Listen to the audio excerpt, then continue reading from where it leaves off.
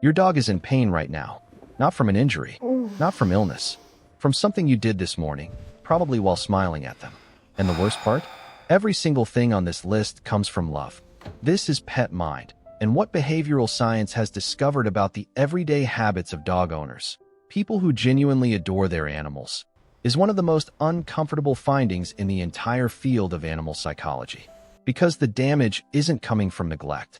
It's coming from affection, from routines, from things you've been told are fine.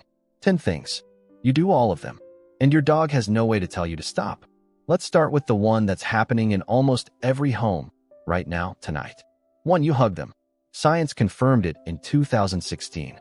Researchers analyzed 250 photographs of people hugging dogs, strangers, owners, children, and measured the dog's stress signals in every single image. Ears pinned back, head turned away, whites of the eyes showing, mouth clamped shut. Stress signals appeared in over 81% of the photographs. Here's what's happening inside your dog's body when you wrap your arms around them. Dogs are cursorial animals, built to run. Their entire nervous system is wired around one survival response. When something pins them down, that's a predator. That's the moment before death. And you've just done that. With love. While saying, "Who's a good boy?"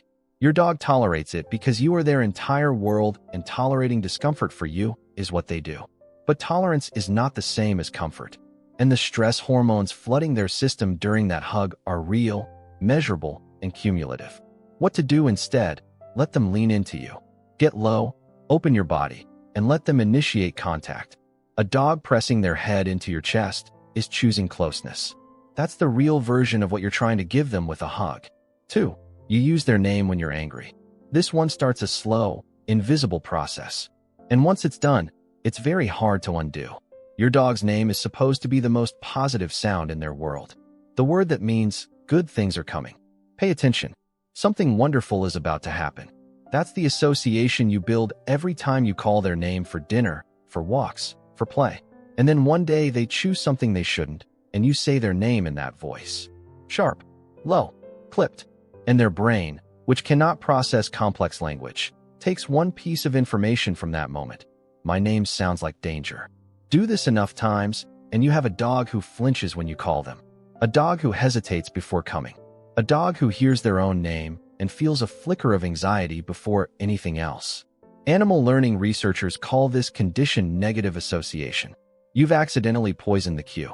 And the tragedy is that most owners then get frustrated that their dog won't listen, not realizing they're the ones who taught the dog that listening feels bad.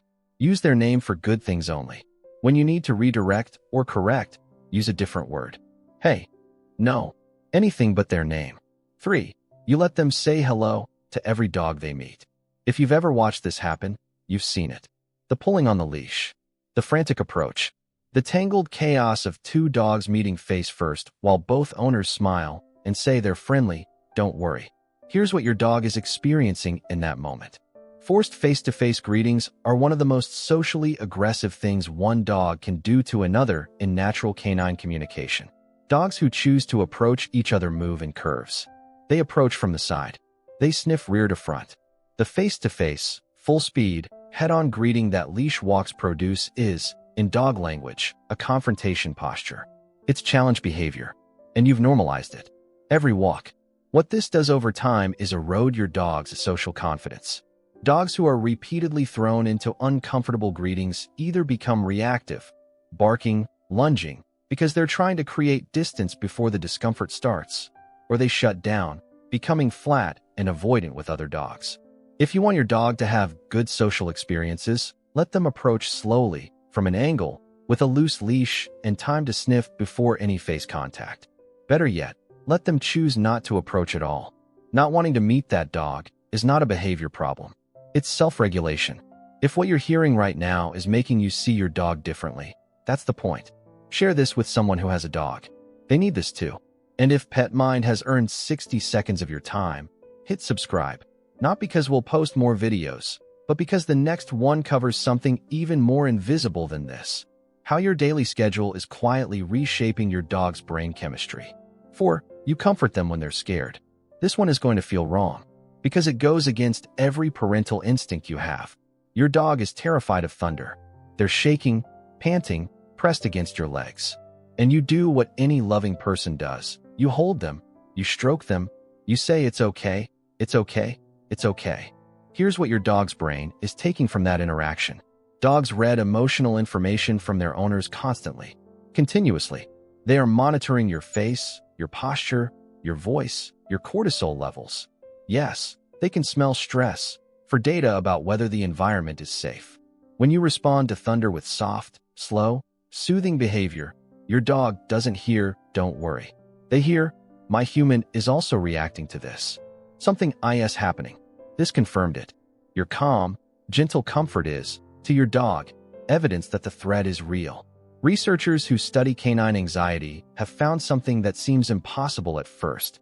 Dogs whose owners responded to fear with enthusiastic, upbeat, normal behavior, acting as though nothing unusual was occurring, showed significantly lower anxiety markers than dogs whose owners provided comfort and reassurance. What works is not comfort. What works is normalcy, the absence of reaction, being the proof that there is nothing to fear, not the voice that says there's nothing to fear. 5. You walk them on a tight leash. The tension in that leash is a two-way conversation, and you're saying something you don't mean to say. A tight leash communicates one thing through your dog's body. There is something ahead that requires readiness. Your dog feels the tension travel up the lead, into their collar or harness, into their neck and chest. And their nervous system responds accordingly. Arousal levels rise, attention narrows, the body prepares. This is why dogs on tight leashes bark more, lunge more, react more. Not because they're bad on leash, because the leash itself has been telling them for every walk of their life that the world is full of things that require a response. Neurologically, chronic tension keeps a dog's sympathetic nervous system, the fight or flight system, elevated throughout the entire walk. What should be the most enriching part of their day, the sniff-heavy, brain-stimulating, slow ramble through the world, becomes a sustained low-level stress event. A loose leash is not just a training goal. It's a physiological reset. Drop the tension and you will, over time, drop the reactivity. 6. You stare into their eyes to show love. You've seen the videos. Owner and dog, locked in a warm, meaningful gaze. The oxytocin loop is real. Science has confirmed that mutual gazing between bonded pairs releases bonding neurochemicals in both species. So eye contact with your dog is good, right? With your dog, after years of trust, in a calm, familiar environment. But here is what almost nobody tells you. In foundational dog body language, a direct, unbroken stare is a threat display. It is what a dog does when it is about to escalate. And when you do it to an unfamiliar dog, or to your own dog in a moment of tension, or to a dog that hasn't fully learned to reinterpret your gaze through the lens of your relationship, you are, in the clearest possible canine language, challenging them. This is why children get bitten in the face. Not because the dog snapped without warning. Because a child held unbroken eye contact with a dog they didn't know from 6 inches away, and the dog responded to a threat display the way dogs respond to threat displays. Teach children, blink, look away, turn slightly to the side. Those are the gestures dogs used to say, "I mean no harm." Learn the language. It is not complicated, and it will protect someone you love. Every 2 minutes of this video, you're learning something that changes how you see your dog. If this is the first time you've come across Pet Mind, the subscribe button is right there. We publish research-backed behavioral content that your dog genuinely cannot afford for you to miss. 7. You rush them on walks. Your dog processes the world almost entirely through their nose. Roughly 300 million scent receptors, compared to your 6 million. The ratio of brain tissue dedicated to interpreting smell is, proportionally, 40 times larger in your dog than in you. When your dog stops at a patch of grass and spends 45 seconds investigating it, they are not wasting time. They are reading a newspaper. They're getting information about which dogs were here, what they ate, whether they were stressed, whether they were in heat, how long ago they passed.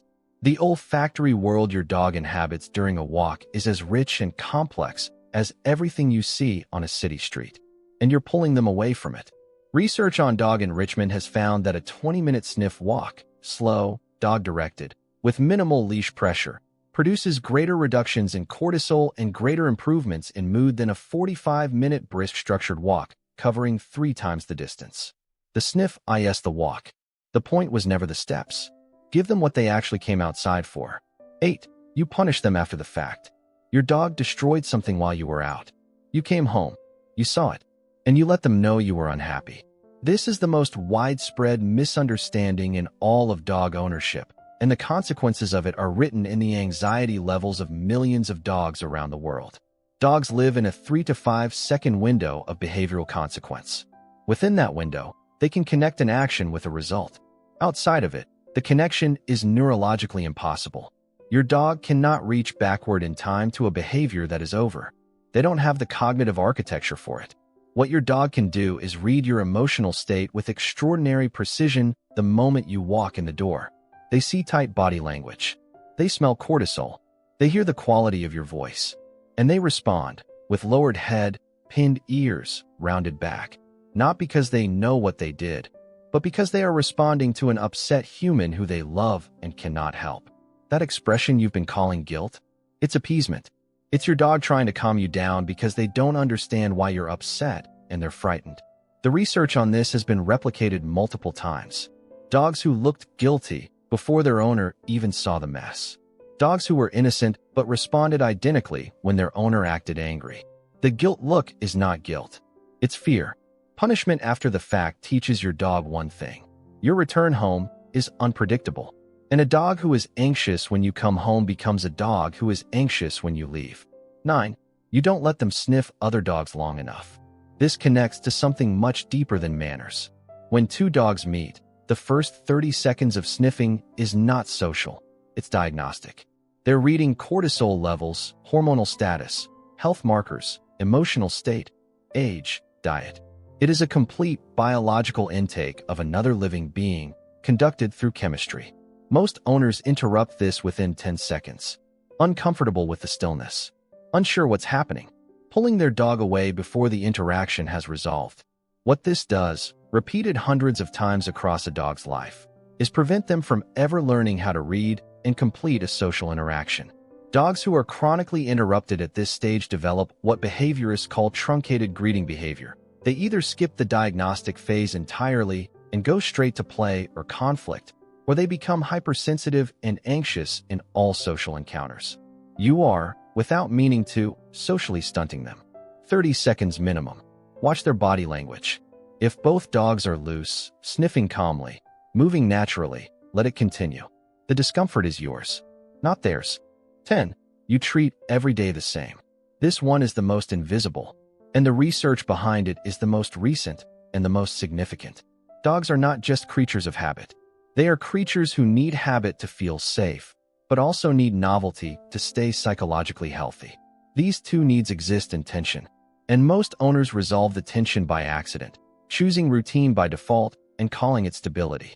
A 2023 study tracking behavioral and neurological markers in domestic dogs found that animals with zero environmental variation, same walk, same bowl, same schedule, same toys, showed consistent activation of cortisol pathways associated not with acute stress, but with chronic low-grade anxiety.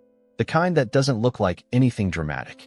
That just makes a dog duller, less curious, quicker to bark, slower to settle. Your dog doesn't need adventure every day, but they need something. A different route, a new smell, a surface they've never walked on, a 15-minute session of hiding their food in the yard and making them find it. The brain requires input to stay regulated. Predictability without variety is not peace. It's sensory poverty. And the most heartbreaking part of this finding, the dogs most affected were not the young, excitable ones. They were the middle-aged and older dogs. The ones owners assume are past all that. The ones who stopped asking for things. The ones who learned not to ask. They hadn't become content. They had become quiet. You have just spent the last 12 minutes with pet mind. And if even one thing on this list changed how you'll act tomorrow morning, your dog already won something they couldn't win on their own. They don't have language. They have you. One favor, before you close this. If someone in your life has a dog, a friend, a family member, a neighbor, send them this video. Not because it'll go viral. Because it might stop something painful from happening to an animal who has no way to say, please stop. And if you've made it this entire way, you are exactly the kind of person this channel exists for. Hit subscribe. The next video is already waiting. And your dog needs you to watch it.